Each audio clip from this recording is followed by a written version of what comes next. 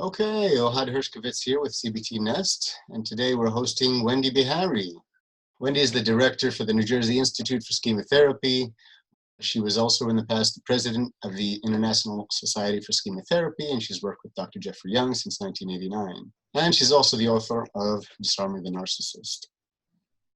Welcome. Hi, Wendy. Hi, Ohad. Nice to be with you again. Nice to have you back. So we're here to talk about schema therapy. Now, many therapists obviously have heard about it, but not everybody knows exactly what it is. So could you give us a brief description of what actually schema therapy is? Sure, yeah.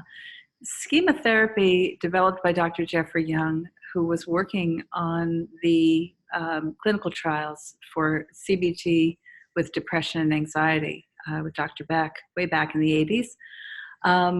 I'll just give kind of a quick summary of this, that, what he discovered was that while, of course, we know CBT to be highly effective in treating depression and anxiety, what he was finding with some of these more complex clients was that although they could see perhaps that the distortions in their beliefs that they were unlovable or they were bad or they were unworthy of attention and care, that they could see it. They could see the evidence to support, another way of looking at that, but they couldn't feel it. And he started looking at more deeply entrenched core life themes or schemas. And we look at early maladaptive schemas in our model as those traits that were formed as a result of early childhood experiences where certain needs were not met, where toxic experiences have left the individual not only believing things about the world and themselves and relationships and predicting the future, but also feeling it at a very deep, visceral and affective level, so exaggerated form. And schemas can seem impermeable because they are very rigid, they are very fixed, and because they form so early in one's life.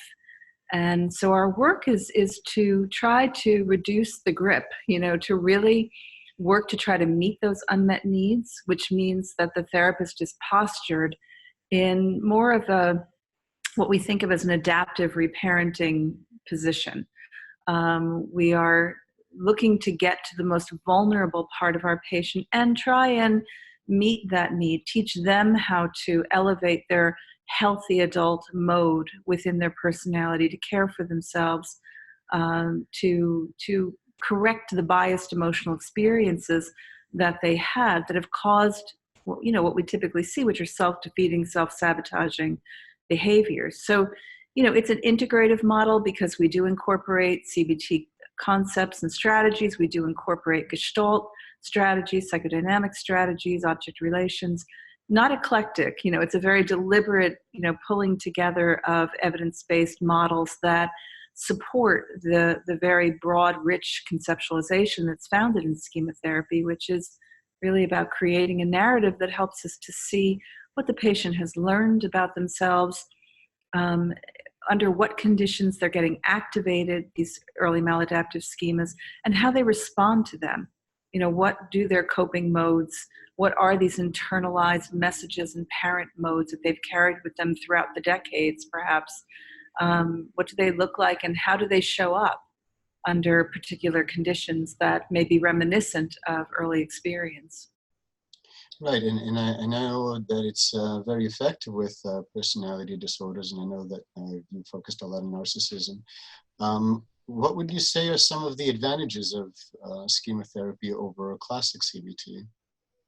Well, it reaches deeper. Classic CBT, again, while highly effective with certain types of patients, schema therapy goes much deeper. So when you're working with difficult personality disorders or chronic symptom disorders where you get those intractable phases of treatment and intractable depression that isn't moving because of something more deeply anchored, even PTSD that isn't responded to, gold standard cognitive processing or exposure work or even EMDR, schema therapy will look at what's anchored at the core that might be getting stirred up but isn't so obvious in the patient's report or from what we know, in what's showing up in the office. So we're going much deeper to core emotional experiences because schemas aren't just beliefs. As I said, there's so much affective involvement, visceral involvement in the eruption of a schema or even the triggering of a schema,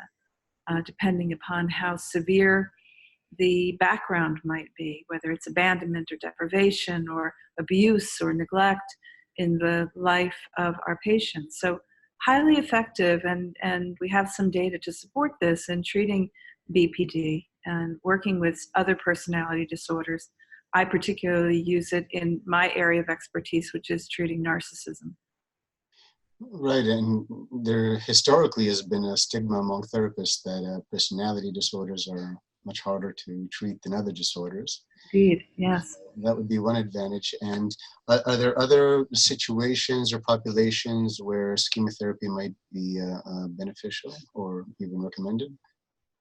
Sure. Yeah. I mean, I think it's effective because we all have schemas. The belief in our model and our proposal is that we all have schemas, and so we have some happy schemas, we have some positive schemas, and we have these early maladaptive schemas because parenting's a tough job, and most of us have needs based on either our temperament or the environment or both that may not have been adequately met. And so because of that, most situations, most problems can be managed well with this approach. So we use schema therapy for couples who are dealing with difficult issues. One may have a personality disorder, one may not, but is still struggling with, kind of a difficult schema that seems to get triggered when their partner is elusive or not around, or when the partner becomes more opinionated. So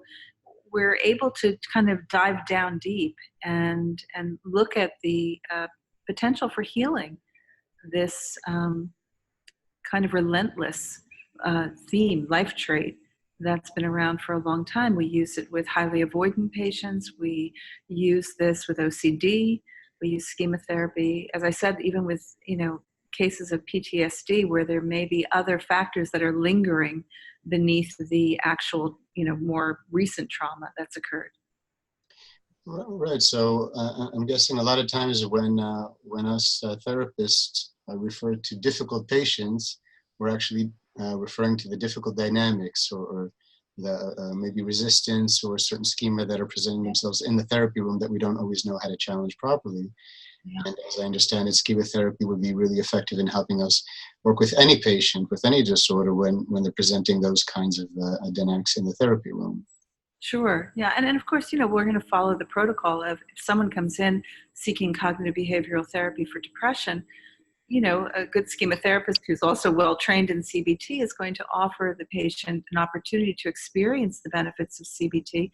But if it's not moving, if change is not occurring, if it's not showing to be effective enough in bringing about the healing that it would ordinarily, because there are deeper layers entangled in this problem, because there may be a personality disorder beneath the surface, or just deeper emotional issues that need to be examined and addressed and cared for. So, we may start with some standard protocols and then, introduce schema therapy. Sure. So for those of us that are curious, could you give us a little taste or an example of a schema therapy tool or intervention? Yeah, there's so many.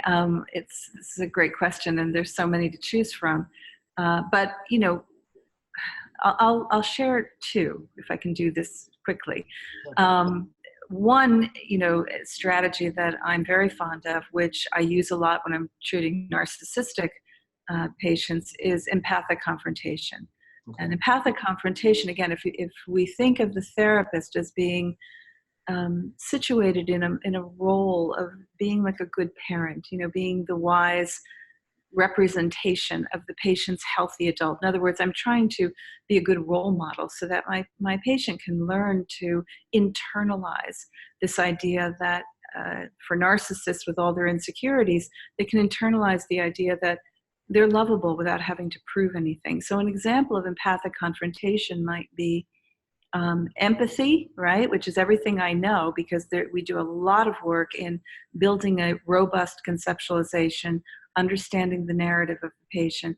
So I'm going to start with something like, look, I know that you grew up learning that the only way to have value, the only way that you matter, that you have worth, is by being, striving for excellence, being the master of the universe, being the best that you can be, because extraordinary is the only thing that would really get even a glimpse from your dad. So it's not your fault, that this is what you grew up used to. So there's my empathy, right? I get it. But, and here comes the confrontation, when you steal the room, and you basically don't really listen, and you're interrupting when I'm speaking or when your partner is speaking, it can become actually just the opposite. It's very off-putting. Now, I know that you learned that you have to prove yourself in order to be okay. And our work here is to help you to see that you're fine. You don't know that you're fine, because if you knew that you're fine, you wouldn't continue to keep trying to prove yourself to win this approval. Now, this is not magic in the treatment room. They don't just sit down and say, okay, I get it, all is well. They're going to fight, and it's going to go back and forth, and they're going to get defensive. But we maintain this stance of, I see you, I know you, and I understand where this comes from. And the secondary tool, the really beautiful work of schema therapy is the use of the imagination. So it's really diving deep into imagery and helping our patients from there to feel and to sense. I might continue this empathic confrontation with, maybe you could sense or just get an image, just close your eyes and drop into a space where you can see that little boy who's working so hard to win his dad's approval, who's doing everything he can to get his attention because he needs it like every other child. Can you see him?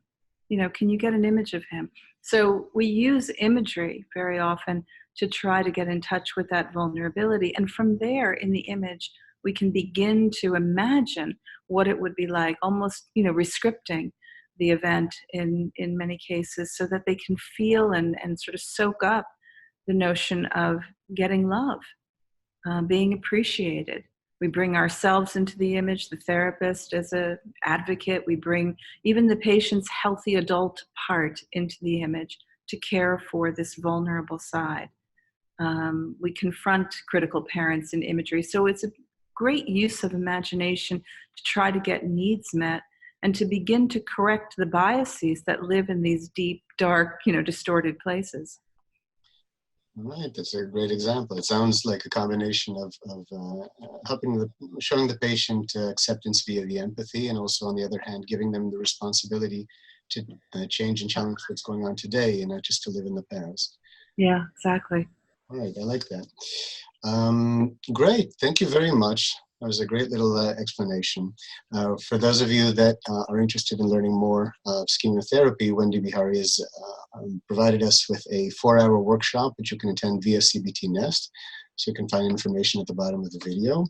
And Wendy, thank you again very much for joining us. My pleasure. Thank you, Ohad. Good to be with you. You too.